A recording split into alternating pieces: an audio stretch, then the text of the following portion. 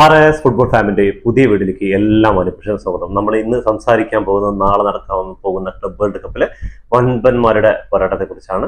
നാളെ Real മഡ്രിഡും Manchester സിറ്റിയും കളത്തിലിറങ്ങിയ club world കപ്പിലെ ആദ്യ മത്സരമാണ്. UAE സമയം 8 മണിക്കും ഇന്ത്യൻ സമയം 9:30 മണിക്ക് നാളെ രാത്രിയാണ് മാഞ്ചസ്റ്റർ സിറ്റിയുടെ മത്സരം. അതേപോലെ റയലിന്റെ മത്സരം UAE സമയം 11 മണിക്കും ഇന്ത്യൻ സമയം മറ്റന്നാൾ പുലർച്ചെ 12 മണിക്കാണ് മത്സരം നടക്കാൻ പോകുന്നത്. അപ്പൊ എല്ലാവരും കാത്തിരിക്കണം ഈ രണ്ട് മത്സരങ്ങൾ. എന്താന്ന് പറഞ്ഞാൽ ഈ രണ്ട് ടീമിനും ഈ സീസണിൽ കപ്പുകളൊക്കെ വളരെ കുറവാണ് കിട്ടിയിട്ടുള്ളത്. മാഞ്ചസ്റ്റർ സിറ്റിയുടെ കാര്യം എന്ന് പറഞ്ഞാൽ 0 കപ്പ് എന്ന് തന്നെ പറയാം. അതേപോലെ റയലിനും ഒരുപാട് കപ്പുകൾ നഷ്ടപ്പെട്ടിട്ടുണ്ട്. അപ്പൊ എന്തായാലും എന്ത് വില കൊടുത്തും ഈ സീസണിൽ ഈ ക്ലബ് വേൾഡ് കപ്പ് നേടാനാണ് ഈ രണ്ട് ടീമുകളും ഒരുപാട് പണം ഇപ്പൊ തന്നെ എറിഞ്ഞിട്ടുണ്ട് ട്രാൻസ്ഫർ മാർക്കറ്റിൽ.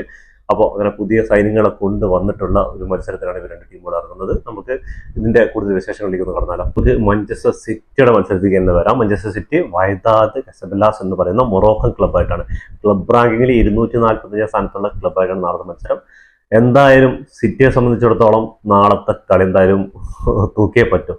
കാരണം എന്താണെന്ന് പറഞ്ഞാൽ അവർ ട്രോഫിലെസ് ആയിട്ടാണ് ഈ സീസൺ മൊത്തം കടന്നത്. അപ്പൊ ഇത് അവസാനത്തെ കച്ചിത്തുരുമ്പാണ്. പെപ് ഗാർഡിയോളയ്ക്കും അതേപോലെ തന്നെ മാഞ്ചസ്റ്റർ സിറ്റിക്കും ഈ സീസണിൽ കപ്പുകളൊന്നും ഇല്ലാത്തത് അവസാനിപ്പിക്കാനുള്ള ഒരു സുവർണ അവസരം തന്നെ പറയാൻ പറ്റും. അപ്പോൾ എന്തായാലും കൈമേയ് മറന്ന് ഗാർഡിയോളയും പിള്ളേരും നാളെ കളത്തിലിറങ്ങും. കാരണം ഈ വേൾഡ് കപ്പിന് മറ്റൊരു പ്രത്യേകത കൂടിയുണ്ട്. 32 ടീമുകൾ മത്സരം. മുന്നത്തെ പോലുള്ള മത്സരക്രമങ്ങളല്ല. ജസ്റ്റ് ഡയറക്റ്റ് ചാമ്പ്യൻസ് ലീഗ് ജയിച്ചു കഴിഞ്ഞാൽ ഡയറക്റ്റ് സെമി ഫൈനലിൽ വരുന്നു, ഫൈനലിൽ ജയിക്കുന്നു, 2 കളി ജയിക്കുന്നു, ക്ലബ് വേൾഡ് കപ്പ് അടിക്കുന്നു. ഇനി അങ്ങനെയല്ല, ഇനി ഭീമമായൊരു തുകയും കിട്ടുന്നുണ്ട്, അതേപോലെ ട്രോഫിയും മാറിയിട്ടുണ്ട്. അപ്പോൾ ഇത് നേടുക എന്ന് പറഞ്ഞാൽ അത് ഒരു 4 കൊല്ലം അവരുടെ ടീഷർട്ടിൽ ആ ഒരു ബാഡ്ജ് കിട്ടും. അങ്ങനെയുള്ള കുറെ കാര്യങ്ങൾ ഉള്ളത് കൊണ്ട് ഈ സീസണിൽ ഈ വേൾഡ് കപ്പ് എങ്കിലും തൂക്കാൻ, ക്ലബ് വേൾഡ് കപ്പ് എങ്കിലും തൂക്കാൻ വേണ്ടിയിട്ട് മാഞ്ചസ്റ്റർ സിറ്റിയുടെ തീർച്ചയായിട്ടും ഗാർഡിയോള അതിനുള്ള പണിപ്പുരയിലായിരുന്നു. ഒരുപാട് സൈനിങ്ങുകളൊക്കെ നടന്നിട്ടുണ്ട്, പുതിയ പുതിയ സൈനിങ്ങുകളൊക്കെ നടന്നിട്ടുണ്ട്. അപ്പോൾ തീർച്ചയായിട്ടും നാളത്തെ മത്സരത്തിൽ അവർ ജയിക്കാം. പിന്നെ ഒരു കാരണം എന്ന് പറഞ്ഞാൽ അവർക്ക് അടുത്ത മത്സരം ഉള്ളത് 2 മത്സരം, ജുവന്റസ് ആയിട്ടൊരു മത്സരം വരുന്നുണ്ട്, അതേപോലെ UAEയുടെ രാജാക്കന്മാരായിട്ടുള്ള അലൈൻ FC ആയിട്ട് ഒരു മത്സരമുണ്ട്. അപ്പോൾ ഈ 2 മത്സരങ്ങളും കടുകട്ടിയാണ്.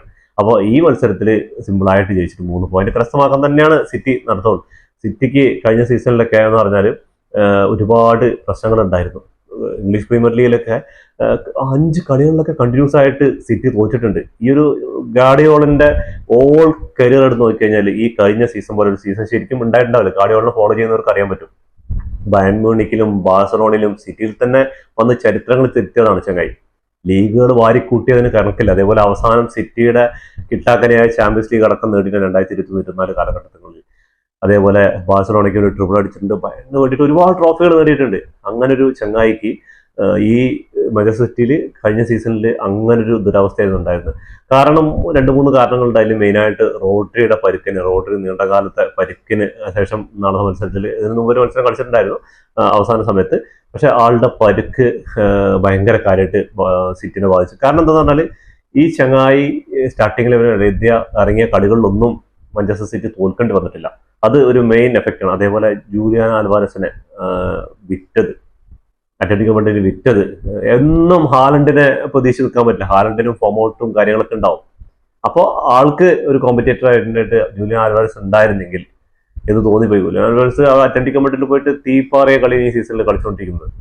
അതേപോലെ വാൾക്കർ AC മിലാനിൽ ലോണിൽ കളിച്ചുകൊണ്ടിരിക്കുകയാണ്. അങ്ങനെ കുറേ പ്ലേയേഴ്സിന്റെ പരുക്കും ഇതെല്ലാം കൂടി ആയപ്പോൾ മാഞ്ചസ്റ്റർ സിറ്റിക്ക് താളം തെറ്റി. ഗോളുകൾ വാങ്ങിച്ചു കൂട്ടുക, കുറെ കളികളിൽ ഫസ്റ്റ് ഗോൾ അടിക്കുന്നു, പിന്നെ ഗോൾ തിരിച്ചു വാങ്ങിക്കുന്ന, ഒരുപാട് സമനിലകളും തോൽവികളൊക്കെ ആയിട്ട് ഒരു കപ്പും ഫൈനലിൽ നഷ്ടപ്പെടുത്തിയ കപ്പ്. അതേപോലെ ചാമ്പ്യൻസ് ലീഗിൽ നിന്ന് പുറത്തായി. ലീഗിലെ അവസാനം കുറച്ച് മത്സരങ്ങളൊക്കെ വിജയിച്ചിട്ട് ചാമ്പ്യൻസ് ലീഗിൽ യോഗ്യതയുണ്ട്. എന്നാലും ഏറ്റവും മോശം ഗാർഡിയോളുടെ കോച്ചിങ് കരിയറിൽ തന്നെ ഏറ്റവും മോശം ഒരു ക്ലബിനെ പരിശീലിപ്പിച്ച ഒരു സീസണായിരുന്നു ഈ ലാസ്റ്റ് സീസണായിട്ട് കണക്കാക്കപ്പെടുക. താരതമ്യേന ദൗർബല്യരായ ഒരു മൊറോക്കൻ ക്ലബ്ബാണെന്ന് വിചാരിക്കുന്നു നമ്മൾ. ഇവരുടെ കളി കാര്യങ്ങളൊന്നും കണ്ടിട്ടില്ല. പക്ഷെ ക്ലബ്ബ് റാങ്കിങ്ങിൽ 245 സ്ഥാനത്താണ്. അവിടുത്തെ കോമ്പറ്റീഷനിൽ, അവിടുത്തെ ലീഗിൽ 3-ാം സ്ഥാനക്കാരായിട്ടാണ് ഉള്ളത്. അപ്പോൾ തീർച്ചയായിട്ടും നാളെ ഒരു സ്റ്റാർട്ടിംഗ് 11 എന്തായിരിക്കും? മാഞ്ചസ്റ്റർ സിറ്റിയുടെ സ്റ്റാർട്ടിംഗ് 11ലേക്ക് വരികയാണെങ്കിൽ ഗോൾ കീപ്പറായിട്ട് എൻഡേഴ്സൺ തന്നെയായിരിക്കും ഉണ്ടാവുക. അതേപോലെ ഡിഫൻഡർമാരായിട്ട് നമ്മുടെ റൂബിൻ ഡിയാസും ഗാർഡിയോളും ആയിരിക്കും ഉണ്ടാവുക. അതേപോലെ ലെഫ്റ്റും റൈറ്റും വിങ്ങുകളിൽ മാത്യു ന്യൂനസും അതേപോലെ തന്നെ റിയാൻ, പുതിയ സൈനിങ് ആണ്, ഈ ചങ്ങായിരിക്കും ഉണ്ടാവുക. അതേപോലെ മിഡ്ഫീൽഡിലേക്ക് വരികയാണെങ്കിൽ രജിന്ദ, ചങ്ങായി പുതിയ സൈനിങ് ആണ്. അതേപോലെ റോഡ്രി തിരിച്ചു വരികയാണ് മാഞ്ചസ്റ്റർ സിറ്റിക്ക് വേണ്ടിയിട്ട്.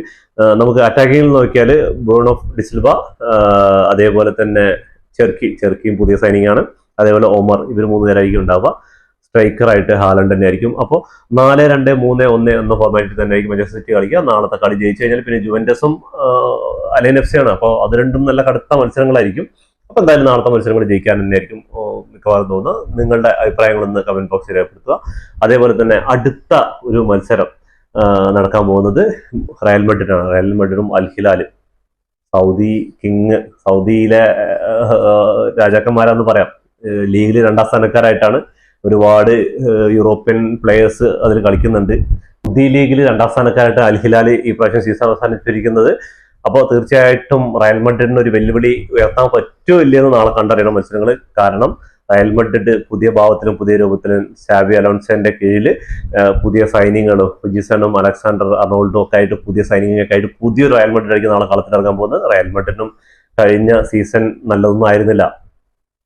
എന്താണ് 4 എൽ ക്ലാസിക്കോല് തുടർച്ചയായിട്ട് ബാഴ്സയോട് പരാജയപ്പെട്ടു. അതിൽ 2 കോപ്പ ഡെൽ റേയും സൂപ്പർ എസ്പാനിയോളും 2 ഫൈനലുകളിലാണ് പരാജയപ്പെട്ടത്.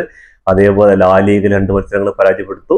അങ്ങനെ എന്താ വലിയൊരു squad, Mbappe, Rodri, Vinicius, Bellingham അങ്ങനെ അടങ്ങുന്ന ഒരു വലിയൊരു സ്കോഡ് തന്നെ കൊണ്ടുവന്നിട്ട് അവർക്ക് കഴിഞ്ഞ സീസണിൽ ഒന്നും നേടാൻ പറ്റിയില്ല. ചാമ്പ്യൻസ് ലീഗിൽ നിന്ന് പുറത്തായി, ആഴ്സണലിനെതിരെ പുറത്തായി. അപ്പോൾ ഈ സീസണിൽ ഇവിടെ കാർലോ അഞ്ചലോട്ടി ബ്രസീലിലെ നാഷണൽ ടീമിന്റെ കോച്ചായിട്ട് പോയി. ആ ഇതിലേക്ക് അലോൺസിയാണ് വന്നിട്ടുള്ളത്. ആള് ഇന്നത്തെ പത്രസമ്മേളനത്തിൽ പറഞ്ഞിട്ടുണ്ട്, എന്റെ ടീമില് ഗ്രൗണ്ടിൽ നിന്ന് കളിക്കുന്നവർക്ക് എന്റെ ടീമിൽ സ്ഥാനമില്ല, ഗ്രൗണ്ടിൽ ബോളിന് വേണ്ടി ഓടി കളിക്കുന്നവർക്ക് വേണ്ടി മാത്രമേ എന്റെ ടീമിൽ സ്ഥാനമുള്ളൂ. തീർച്ചയായിട്ടും കഴിഞ്ഞ സീസണിലൊക്കെ റയൽ മഡ്രിഡിന് പറ്റിയ അബദ്ധങ്ങൾ അതാണ്. എന്താന്ന് പറഞ്ഞാൽ ഫോർവേഡ്സിന് പന്തെത്തിക്കാനുള്ള ബുദ്ധിമുട്ടുകൾ. ബെല്ലിംഗ്ഹാം അത്യാവശ്യം അറ്റാക്കിംഗ് മിഡ്ഫീൽഡിൽ കളിക്കുന്ന സമയത്ത് ഈ ക്രിയേറ്റീവ് മിഡ്ഫീൽഡർമാരുള്ള ആൾക്കാർ അവിടെ ഉള്ള പ്രശ്നങ്ങളായിരുന്നു. കഴിഞ്ഞ പ്രാവശ്യം നോക്കി കഴിഞ്ഞാൽ എംബാപ്പയും വിനിയും റോഡ്രിയൊക്കെ ബാക്കിലോട്ട് വന്നിട്ട് ബോൾ എടുത്ത് കൊടുക്കേണ്ട ഒരു അവസ്ഥ. പിന്നെ ഇൻഡിവിജ്വൽ പെർഫോമൻസ് ആയിരുന്നു കുറെ കളികൾ റയൽ ജയിച്ചിട്ടുണ്ടായിരുന്നു. അപ്പോൾ തീർച്ചയായിട്ടും നാളത്തെ മത്സരം ഇതൊക്കെ മാറ്റിമറിക്കാനുള്ളതായിരിക്കും. അപ്പോൾ നാളെ ഒരു പുതിയൊരു 11 ആയിട്ടായിരിക്കും എന്തായാലും അലോൺസിയ ഇറങ്ങാൻ സാബി. നമുക്ക് കാത്തിരുന്നാണ് നാളെ റയലിന്റെ കളി എങ്ങനെ ഉണ്ടാവുന്ന അൽ ഹിലാലായിട്ട്. അൽ ഹിലാലും ഒട്ടും മോശമല്ല, കുറച്ച് യൂറോപ്യൻ താരങ്ങളും സൗദി പ്ലേയേഴ്സും ഒക്കെ മിക്സ് ആയിട്ട് കളിക്കുന്ന ഒരു ടീമാണ്. സൗദിയിൽ വിന്ന് ഫോമിൽ കളിച്ചുകൊണ്ടിരിക്കുകയാണ്. അപ്പോൾ നാളത്തെ സ്റ്റാർട്ടിംഗ് ലെവലിലേക്ക് നമ്മൾ നോക്കുന്നാലോ.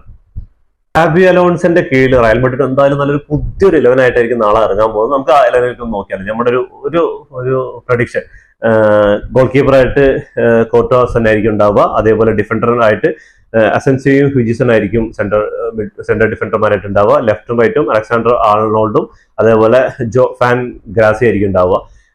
അലക്സാണ്ടർ ആർണോൾഡിന്റെ റയലിന്റെ അരങ്ങേറ്റ മത്സരമായിരിക്കും നാളെ.